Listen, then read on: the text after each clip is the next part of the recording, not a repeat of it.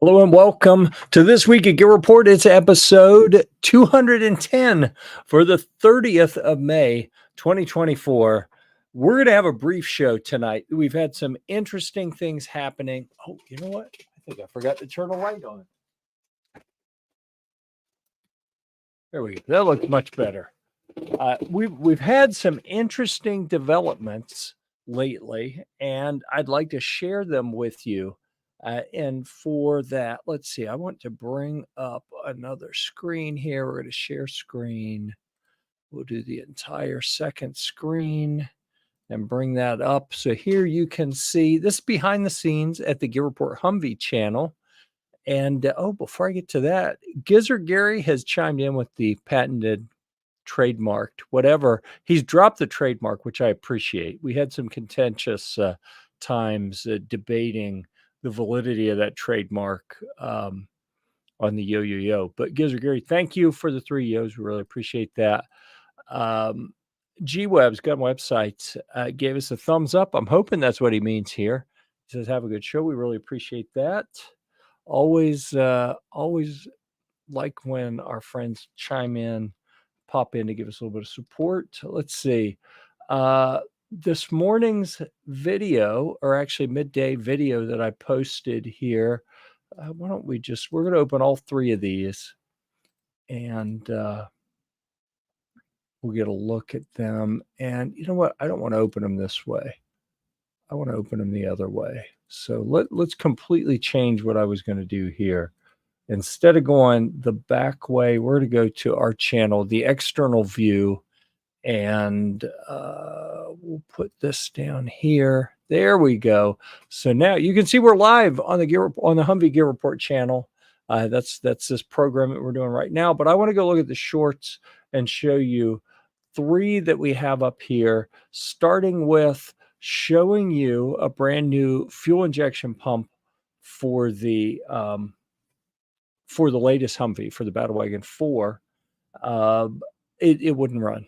And I was fairly certain it was a fuel supply issue. And the lift pump was working. So that means the fuel injection pump wasn't working. So you see in this video, let me mute. Can I mute that? I think I can mute it. But as I walk around, you will see the fuel injection pump.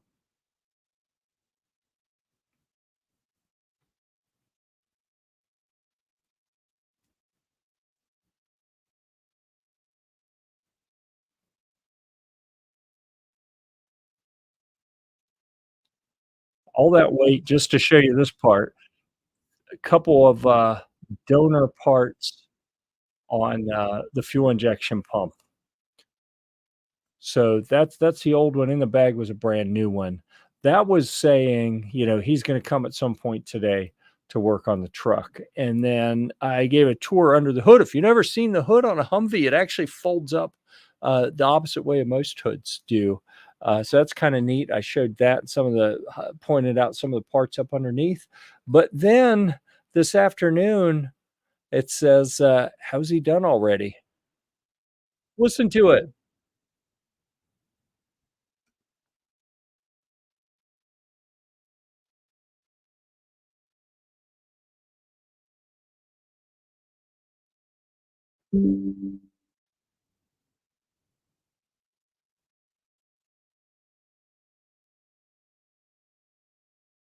Okay, so what hopefully you were able to make out there is the Battlewagon 3 was running on the big 6.5 diesel engine.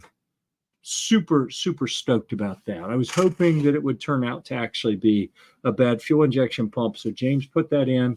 I have okay, so GWeb's, yep, Gary's dodging the legal issues. That's probably pretty smart. We hear nothing for what it's worth. Dang it.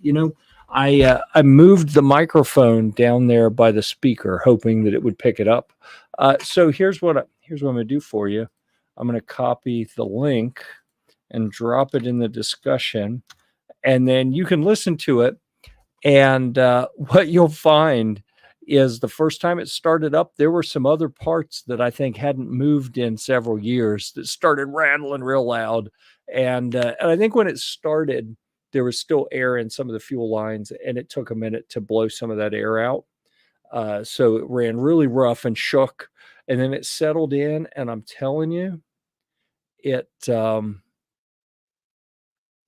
it purred like a kitten. It was really a big relief because I got lots of money tied up in Humvees aren't cheap. So, you want to have a couple of them sitting in front of your house, you got some money wrapped up in them. So I was very pleased that I was able to get that going. Or alternately, I don't have Humvees and it was all a scam for clicks. I've heard that rumor before. I don't know if it's a valid rumor or not, but anything could be true these days, right? You never know the way the internet works. As far as I know, but yeah, what do I know, right? So let's see, what else should we talk about? I still have some a whole bunch of draft posts waiting to be published. I think we actually have an additional one.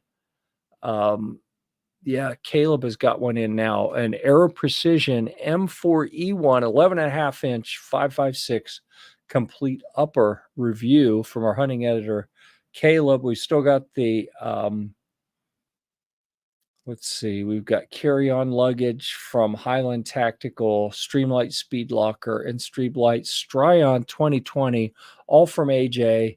And bless his heart, he sends me like a picture of all three of them still in pending a couple days ago, and I still haven't gotten to them. So I apologize to AJ that I haven't got those done yet. I've had one thing after another since the last show. I think at the last show, I had just dropped my youngest off at the airport to fly to New Mexico for the summer, and the positive report on that is she was able to get an Uber, get to the hotel, get some sleep, get back to the airport to catch the bus to get to her place of employment for the summer, and completed the first week of training.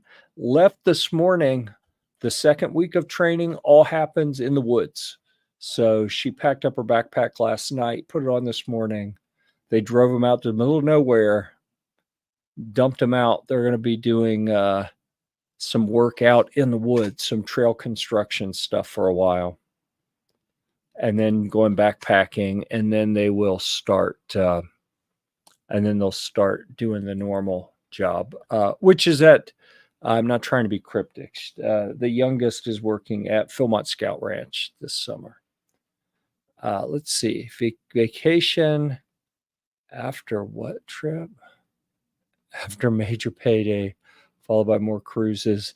Yeah, I'm not sure exactly what all that meant, but yeah, I mean, I got to get ready for the next cruise too. Lots of stuff going. Who teaches them trail building? The staff, Philmont. It's a conservation department, and they have developed quite some expertise in trail building. They've got thousands and thousands of miles of trails all over that ranch, and they've gotten very good at it. So I've built trails there a few times, but only for a few hours. And I had to laugh that my youngest started 3.5 days of really intense trail building. So the kid that I can't get out of her room because it's too hot and she doesn't want to sweat is now, and that's with the air conditioner on in the house, is now living in the wilderness in a backpacking tent, and every day using a shovel and the pickaxe and tearing up the ground and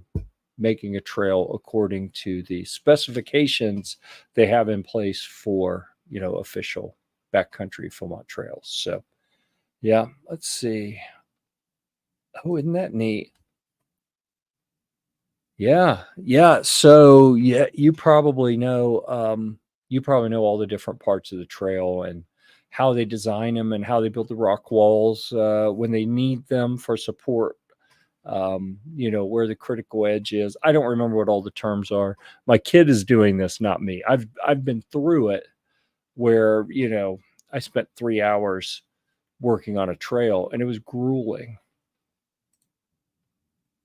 Isn't that cool? G-Web spent a year maintaining trails in both regular forest and wilderness.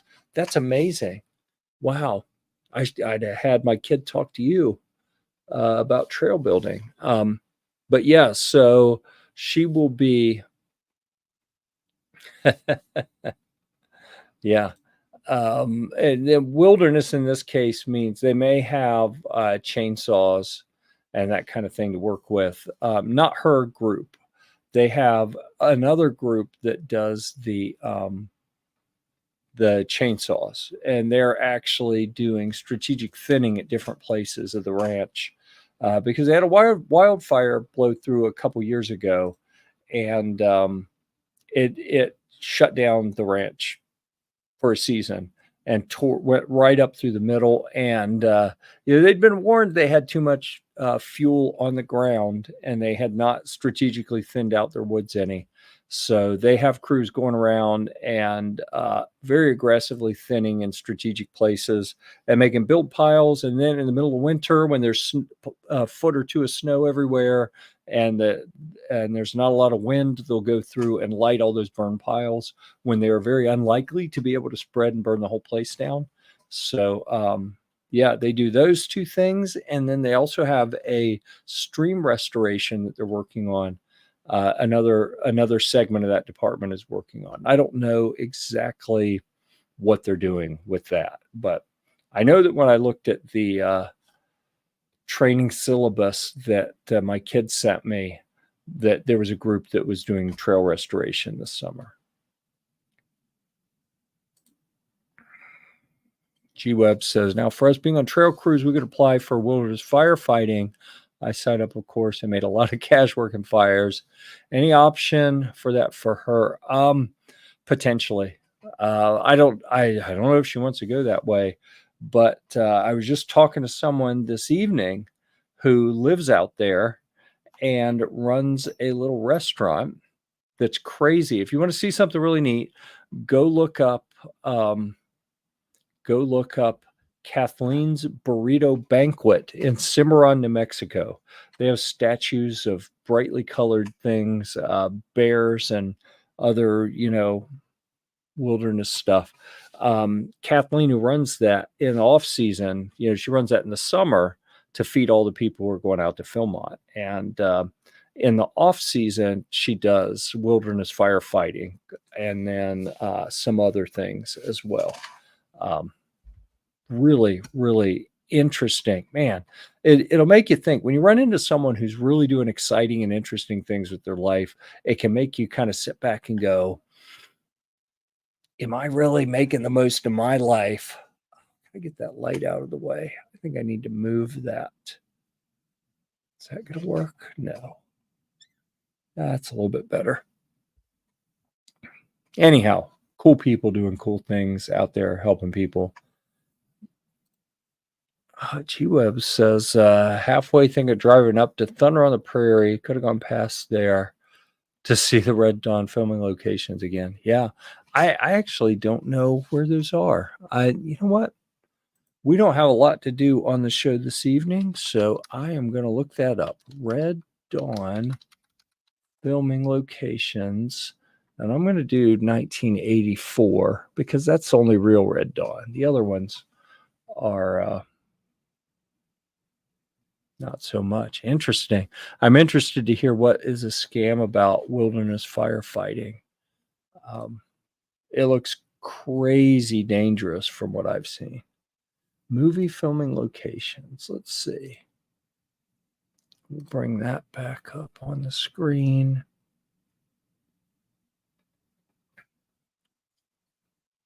Oh, Las Vegas, New Mexico.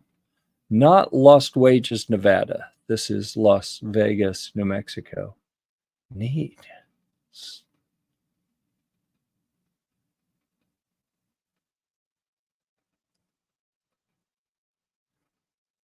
Yeah, I'm going to have to read through this. I was hoping instead of text, it would show me a bunch of pictures, but that link did not do that. But That would be kind of here. That's what we want for filming locations. Neat. Yeah, wouldn't that be something to go get your picture sitting at the same boulders that they got the big iconic picture at?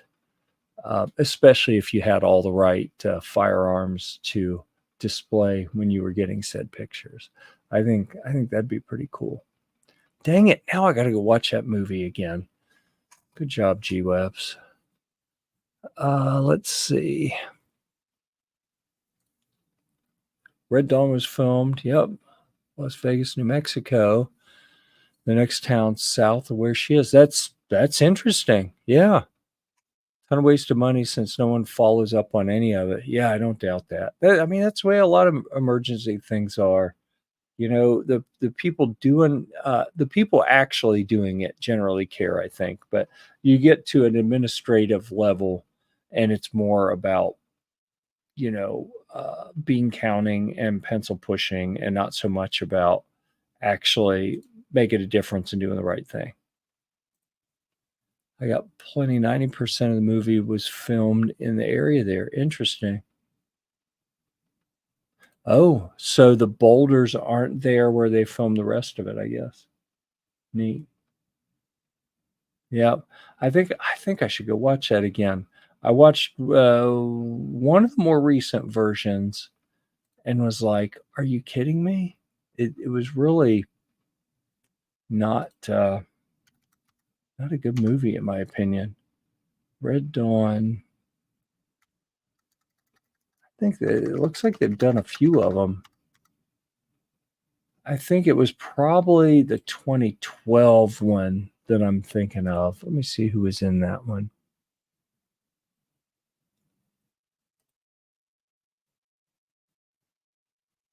No, it wasn't that one. Must have been the more recent one that I had seen. Let's see, 2023, 2017. I thought it was older than that other one. Yeah, I don't know. I'll have to look into that later. Um, Anyhow, that's what we got for this evening. I'm super excited that the Battlewagon 3 is up and running, so I can kind of shift mentally back into some of the things that I have to do for that. So let me pull my pictures over to the other screen here, and I'll show you a couple things that could be interesting. Here's one of the shots of the James, the Humvee mechanic, actually drives around a military contact truck. The one, yes, the fake one was made in Michigan. That's the one I'm thinking that I saw. Have I printed a Humvee yet? No, I haven't. Let's see. So, oh, I've got that on the wrong screen. Let me move that over here so y'all can see it. Yeah, so that is a military maintenance truck. That it's a surplus truck that he purchased and outfitted it as a mobile maintenance truck. He actually drives all around the Southeast providing mobile military vehicle maintenance services, but just happens to live very close to me. So I'm incredibly lucky to have a very talented mechanic super close to me. So I've already got the cool seats in there. Now I've got a bunch of kind of standard maintenance stuff that I have to do before I can really drive it too much. Here's another angle of him working on the truck, sitting on top of one of the wheels. He's working on the camo truck, and then you see the tan truck sitting there.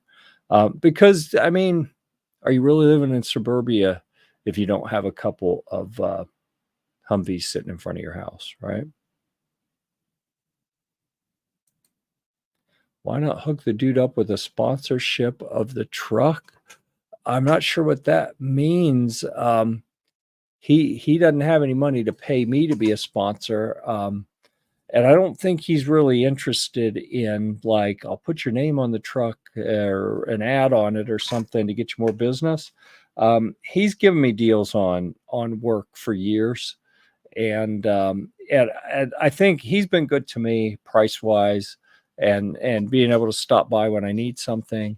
And I'd like to think that I've been pretty good to him, referencing him in videos and um, in articles, especially when he was just getting started as a full-time mobile mechanic. Um, and he didn't have a client base. And I'd like to think that some of the good things I said about him fixing my prior trucks really helped him to grow to the point that, like, I waited over a month for him to come do this because he's just too busy. So, yeah. I think I'd like, in my mind, it's been a very beneficial relationship for both of us. I've got a little bit of a deal on some of the work that he's done. He's gotten, especially when he really needed it. When he used to work at a Chevy dealer, and he left and went out on his own, and having some business come in. Yeah, I got you, G Webs.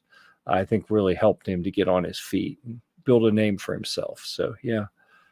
The gun snob is here with yo, yo, yo, yo. Oh, overachieving this evening. Thank you. Appreciate you being here, Snobby. So I think it's going to be kind of quick this evening. And there's no audio on this one. It's just me walking around showing the engine bay because, a lot of people never seen with the hood raised on a Humvee. So said, why not? I got the hood open. Let me show people what it looks like. And that's the fuel injection pump that got changed today to allow the truck to run. So yeah, posted a couple videos on the GearReport Humvee channel today, and that's what we're looking at. So all right, so you should also have an extra plate on the truck for his service. I might do that. I'll have to see what I could put together for that. You know what I could do? I'd have to see if he would appreciate it. Because he's a little touchy about how people find him. Like, I couldn't put his phone number out. I couldn't give people any real contact information. Like, I literally, if I have a friend who needs his mechanic services, I can't give that friend his phone number. I have to call and ask, would it be okay if I give him the number? And he's going to ask me a series of questions and determine if he's willing to even talk to that person. So yeah, makes it a little hard to do something where I'm advertising for him, so to speak.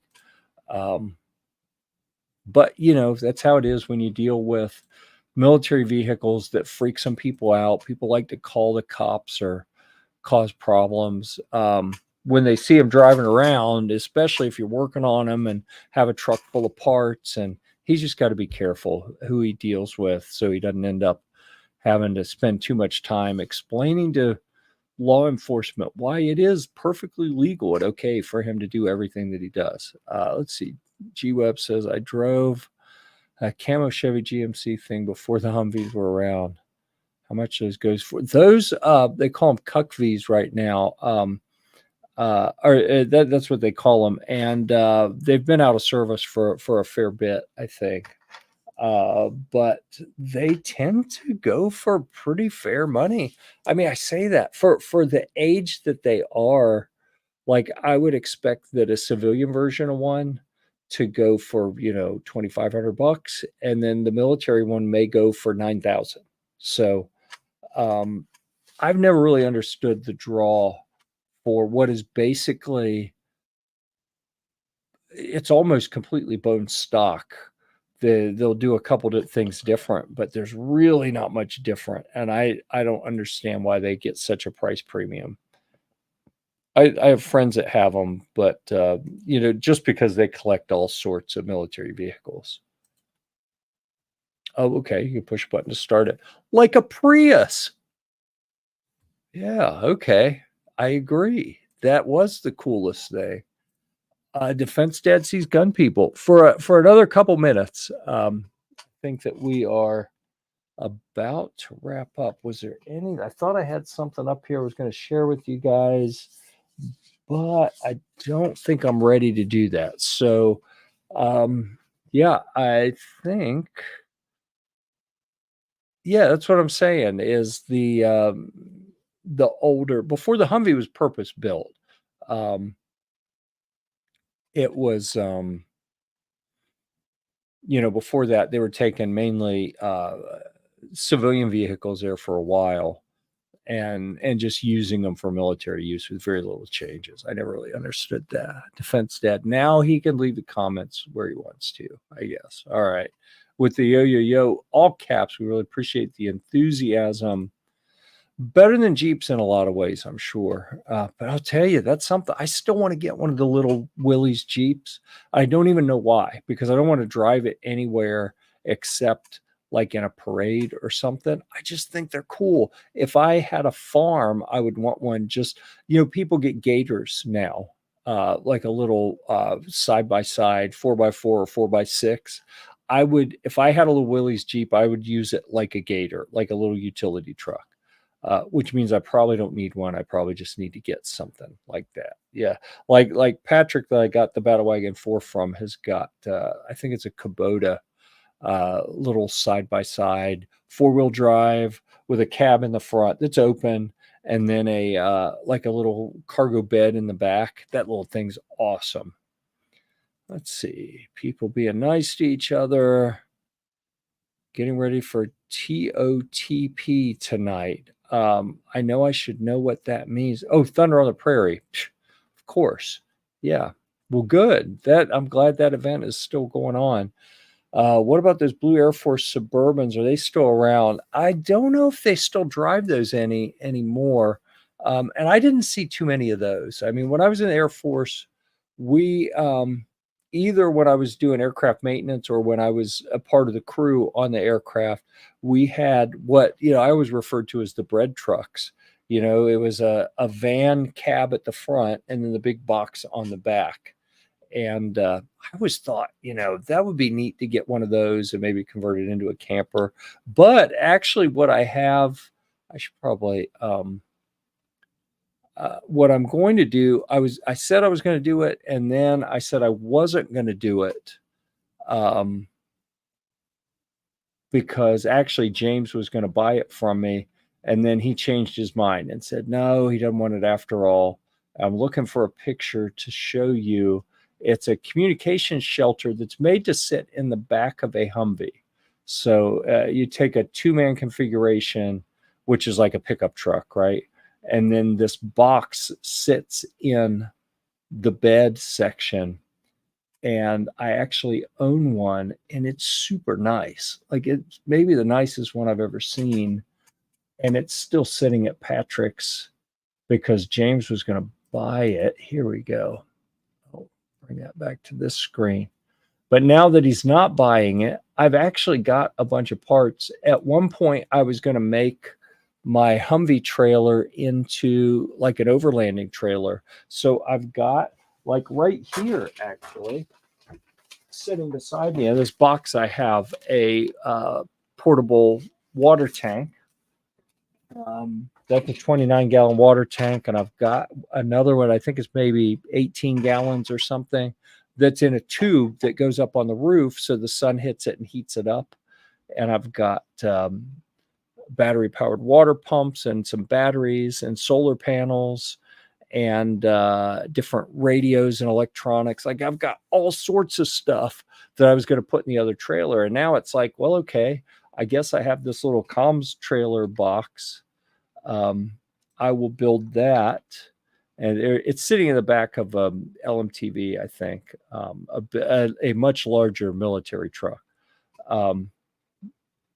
It's just sitting there to get it up off the ground or whatever, so Patrick could drive it around, and it's got a big lifting arm on the back of this vehicle to pick it up and move it. But I've got not that trailer. Oh, that's the Humvee hood that I need to pick up. This is the inside of it. It had computer racks in it, so I'll pull those racks out and then have all that space available to turn it into like living space. So I think that's going to be a neat project. And basically I'll do it just so that then I can sell that box. Because I don't actually know when I would use it too much. I've got another, I don't see the picture of the other trailer. I've got a military trailer that should be just the right size. There it is. It had a generator on it at one point. And it should be just the right size if I take these fenders and that generator control box off, that that communications box should sit right on there, and then I'll be able to bolt that down and have like my little miniature camper trailer that I can take around with me. So that should be kind of neat, I think. Oh, let's see. Defense Dad drinking beer. Gotta have beer. Well, I'm not gonna argue with that. Let's see. I think they're talking about Thunder on the Prairies. It's still on, as far as I know. And Civil Air Patrol, we had a deuce and a half of the comms box on the back. Isn't that neat? I think it will be an awesome camper. And I've got a little portable air conditioner I can put in it as well. And for the generator, actually, I'm pretty sure that I can run power straight from the Humvee. I've got that my Humvee actually has an outlet behind the front passenger seat. They call it the commander seat. It has a plug that I believe is there just to power the comms box. So I can use the generator in the Humvee to power the comms box. So this could actually be a really cool project, but unfortunately, I don't think I will ever really use it. Like I'll use it every now and then just because I build it, but I really, if I build it, it's going to be because it's a neat project. I can get some content out of and have a little fun making it, and then I'll sell it and try to cash out on it, and hopefully not lose my shirt in the process. So that's kind of what I'm thinking about there. Turn them into cabinets with kydex. That would be interesting. That you could just enclose them and turn them into cabinets. Hadn't thought of that. It's a good idea. Not, then I have a lot of groceries and ammo to use up. Yeah, for Thunder on the Prairie. We got different discussions going on here, but that's all right. So, yeah, good stuff. Thanks for everyone being here tonight. I think I'm going to go ahead and shut it down, and we'll be back next week at our typical 9 p.m. Eastern on Thursday. Maybe TJ will grace us with his presence then. We'll have a little bit more to talk about. I know I have 4 articles to publish. I've got several more that I'm in the process of writing. Lots more videos and other content going up all the time. If you haven't seen the new Gear Report travel channel, you know what? I just closed that tab. I have been uploading new videos, mainly travel cruise type stuff. Lots of shorts, a couple long form videos. So you can go check those out. But until next time, we'll see you at the range.